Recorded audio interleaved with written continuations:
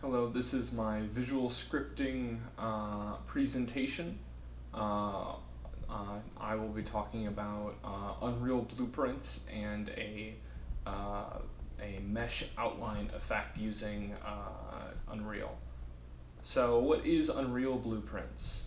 Unreal Blueprints is basically a node-based scripting system similar to Unity's Bolt. Blueprints are visual scripts that are attached to objects similar to how you attach C# scripts in Unity. There's an overall level blueprint that kind of can hold anything generally about a scene. And then there are individual actor blueprints that sit on different objects.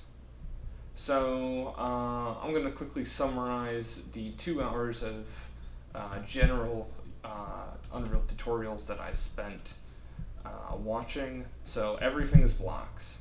Everything is blocks. Everything you are going to be dealing with, it's basically a chain that usually starts with an event that can simply be a key input or the game starting, some form of action like a collision, or it can be a ticker, which is similar to a update function. There are blocks for general logic and loops, and then specific types of functions, like getting specific things from objects, different methods for different types. You can declare variables that you can read and write to, and you can declare functions, which basically kind of opens up a subfile on your blueprint and condenses all your code down into a single block. The general pattern that all Unreal Blueprints code follows is basically you have a event that is going to be your trigger. You're going to do some form of action, probably read in some form of data, either from an input of some object you have in your scene, or a variable you already have set up. You're going to do some logic, do some calculations, and then you're finally going to finish off by doing some form of action that changes an object or something else in your scene.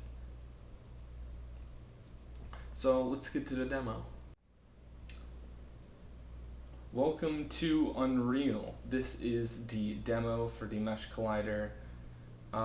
So what we have here is the Unreal Engine interface, and I'm going to kind of show you a few things. First off, how this is basically going to work is I'm going to hit play, and as you can see in this game, as I approach blocks, you'll see that the marker will lock on to these certain blocks, and they will highlight them. As I move away, the highlight will fade. As I come in back close, the highlight will reappear. As I look away, the highlight disappears off the block. It's kind of, this could be helpful for if you're doing a story game, or if you're just trying to highlight something in an environment. The outline is a material rendered effect that basically coats around the edge of the mesh. So it should work with any type of mesh. So let's get into the code. So what we have is basically this works on 2 levels. First off, we have our outside of the player. We have the items, which are basically placed on a separate collision layer, similar to how physics layers work on Unity. These 2 cubes are set on an interactables layer that allows us to do things. Basically, when we get within a certain range and our camera is positioned in such a way, we trigger the effect to be rendered, and that is triggered. That effect basically comes from what we have over here, which is called the post-processing volume, which is basically kind of an AOE rendering device. Unreal doesn't have any specific rendering, post-processing rendering pipelines, so they kind of have just this object that you place in, and you can kind of attach effects to. As you can see, we have this PP outliner instance, and that's what's giving us the outlined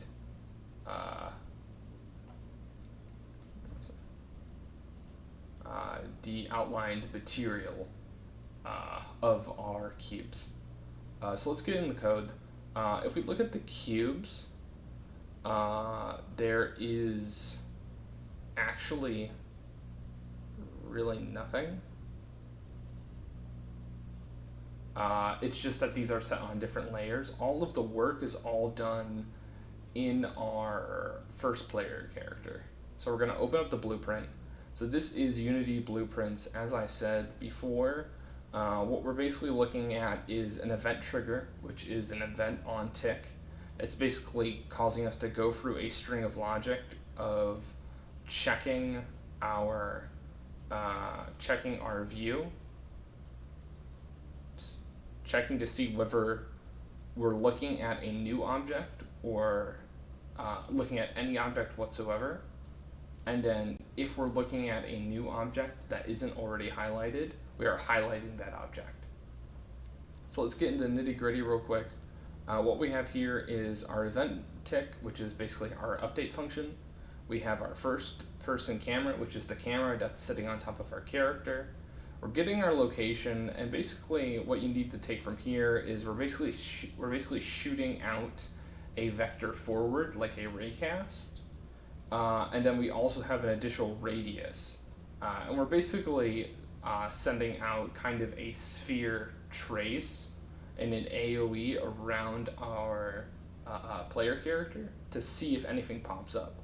Now what we're checking for here is we're seeing if any of the objects match any of the object types match into our interactables array, which is basically all of the objects that are on the interactables layer.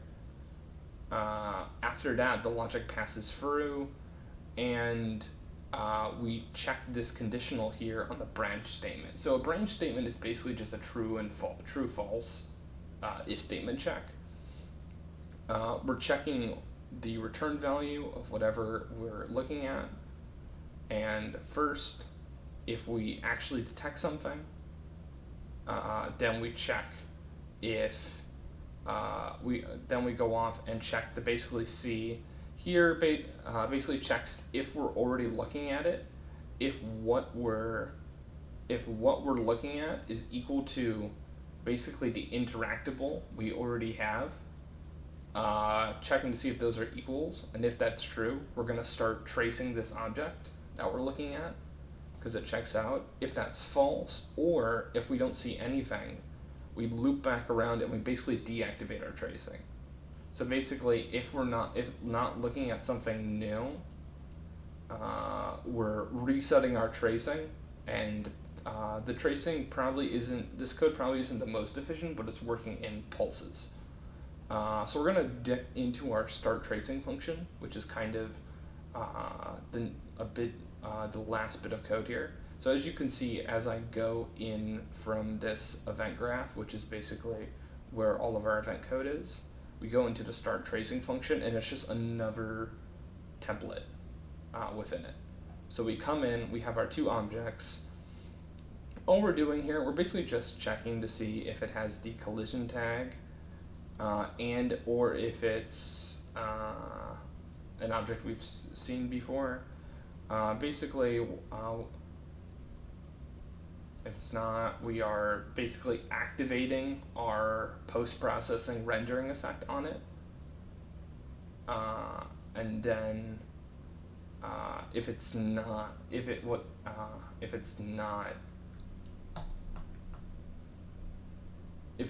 not something new, then we're not wasting the time on it. We're moving along. But basically the long and short of it is we look at the object, we check to see if we're already tracing it. If we're not already tracing it and it is something that we should be tracing, we trace it. If not, we don't do anything, or we deactivate tracing. But it's a fun little tool. helpful for different stuff. So where next from here? So my additional idea for this tutorial, because I felt I was concerned that things would be too short, is to follow a second tutorial that basically generated a number of tiles. It was pretty simple. It was basically just two looping lists and adjusting the position and scale of the different tiles. The plan was to combine these two so that when you clicked on the tile, the camera basically repositioned over it and the tile highlighted. So the idea for the Creative Edition will be to implement that and maybe add some form of simple turn-based gameplay. And those are my references. So thank you so much, and I'll see you in class.